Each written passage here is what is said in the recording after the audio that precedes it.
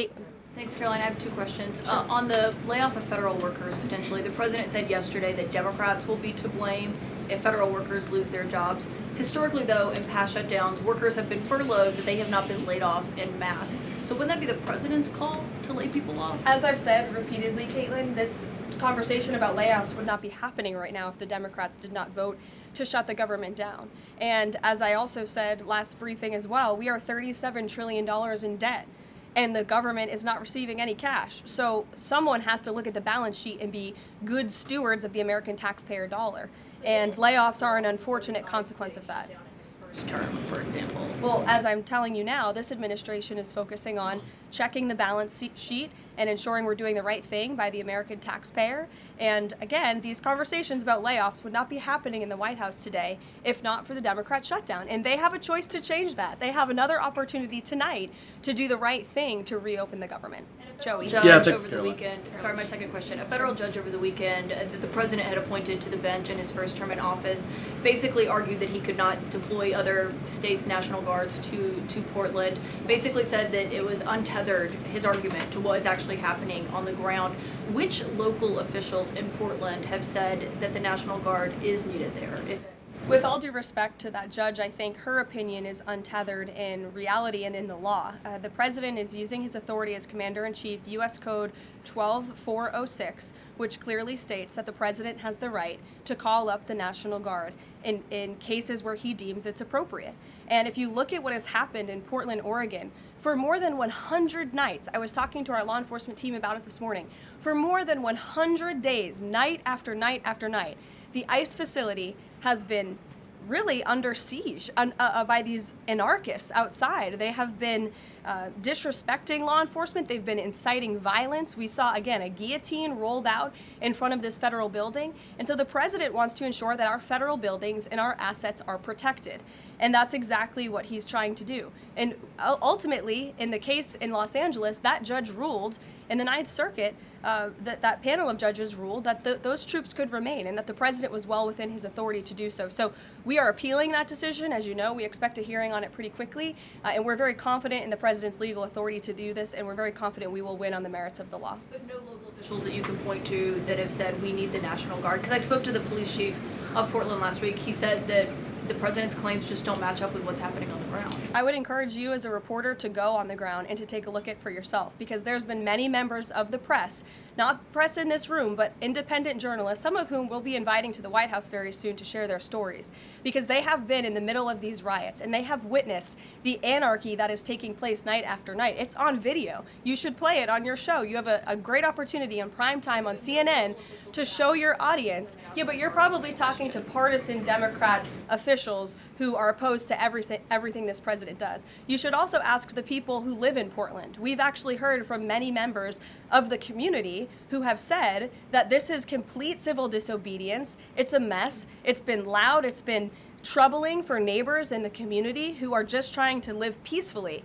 And these people are not there to peacefully protest. They are there to cause mayhem and havoc. Why don't we go to the back? Owen. Good afternoon. Good afternoon. A few days ago, President Trump demanded Jay Jones in Virginia get out of the race for condoning political violence in a text message against a Republican politician a few years ago. He hasn't left the race. He hasn't dropped out. What's the president's reaction? Well, as you know, I'm not at liberty to discuss political races from the podium. I think the president himself made his position very clear, and I think anyone could agree the messages that were sent by this Democrat nominee for Attorney General in Virginia are really shocking, alarming, and completely unacceptable.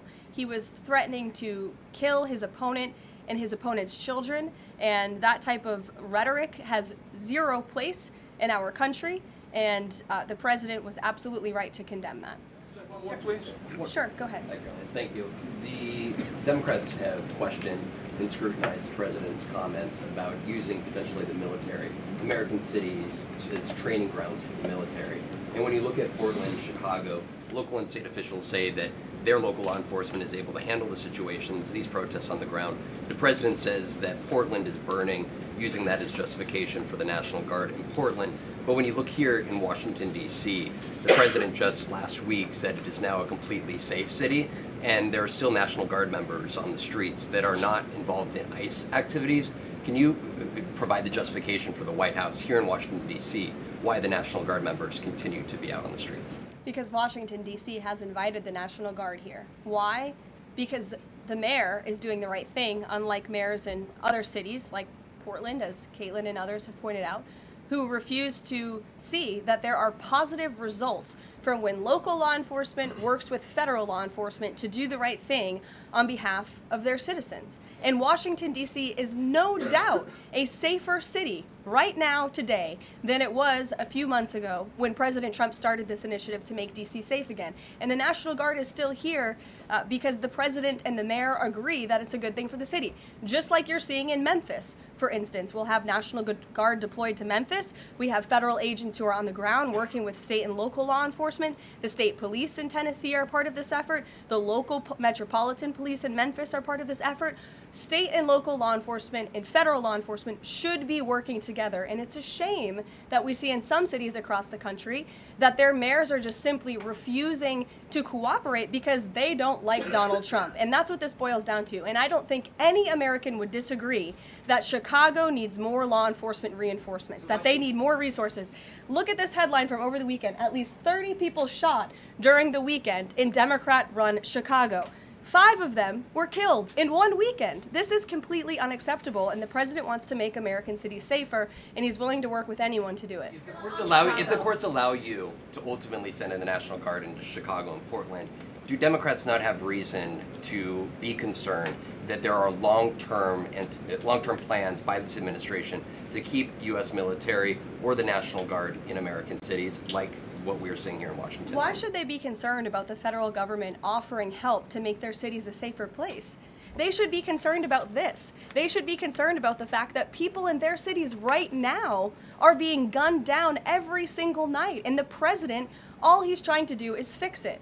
And there has been a complete smear campaign by the Democrats and the media, quite frankly. I was reading Political Playbook this morning, one of the most inside the Beltway newsletters you can find. And you guys are framing this like the president wants to take over the American cities with the military. The president wants to help these local leaders who have been completely ineffective in securing their own cities. And we have already seen there's a positive formula for that. Look at Washington, D.C. The murder rate has declined significantly. Our streets are safer. People who live here feel safer. All of you in this room, I know you do, you just won't admit it. And it's a proven system that works, and the president wants to make America's cities safe again. And I don't think there's anything wrong with that. Michael. Thank you, Karoline. 2 questions, if I may. Because the mayor wants them. I was going to you in the blue shirt and tie. Thank you, Yes, Karoline. you're welcome. The Daily Mail. Today, the Supreme Court declined to hear Ghislaine Maxwell's appeal. Will Trump rule out granting her clemency? Is that something the White House is considering? It's not something I've heard discussed. And we don't comment on clemency requests that may or may not have been made, but I'm certainly not tracking that one at this point in time. Caroline. Jordan, go ahead. Thank you, Caroline. So we're talking about these radical groups in Portland and Chicago. I know the president has spoken about potentially going after George Soros with RICO charges and for funding all of this violence. Has there been any update on that? And also, is the administration looking into the other nonprofits, maybe taking away their 501c3 status for funding this violence? And then I have one more question. Sure. The financial backing of these groups, particularly Antifa, is certainly something the administration is looking into aggressively. And the federal government has never really been mobilized or tasked with doing that. So we're kind of kickstarting that into gear. The FBI is working on it alongside the White House's Homeland Security Task Force. We have our intelligence community looking into this as well. And even the Secretary of Treasury is involved with these matters since they are financial in nature. And we will continue to get to the bottom of who is funding these organizations in this organized anarchy against our country and our government. It's a question the American people have been begging the answer for many years, and we're committed to uncovering it. And when we do, I'm sure you'll be one of the first people to know. Separately, Caroline. Thank you. So Gaza, under the president's plan, is going to be governed by a transitional governance of a technocratic, apolitical Palestinian committee made up of qualified Palestinians and international experts. Now, given how radicalized the Palestinian population is in Gaza and in the West Bank, Can you offer some insight or guidance into who are some of these Palestinians that are going to be considered for leadership roles in Gaza, and where are you going to be finding them, and do you have any names? We're not quite there yet, Jonathan. The president believes peace is possible in Gaza, and that's why he presented this detailed and comprehensive plan. The first step of that is securing a ceasefire and releasing the hostages, and then those conversations about ensuring a durable and lasting peace can continue. But what do you need to have peace in a region like Gaza that's been war-torn for far too long? You need security guarantees, and you need good governance. And so those will be two of the priorities that this administration is focused on. If I may, the president has said he wants the government to reopen this week in a deal. What's going to happen by the end of the week if there's no deal? What's the White House prepared to do? With no deal with what? To reopen the government. Look, as I said, unfortunately, there's going to be a lot of pain inflicted. There already is on the American public, on our troops who are not being paid, again, on women and young children who depend on critical food assistance. We hate to see this. And in fact, the Office of Management and Budget is trying to do everything they can to find funds to get out the door for these vulnerable populations in our country. Again, we shouldn't be having to do that. The Democrats have a chance to change course tonight. I believe the vote's taking place at 6:30, and we urge Democrat senators to vote to reopen the government and to do the right thing. Thanks, guys.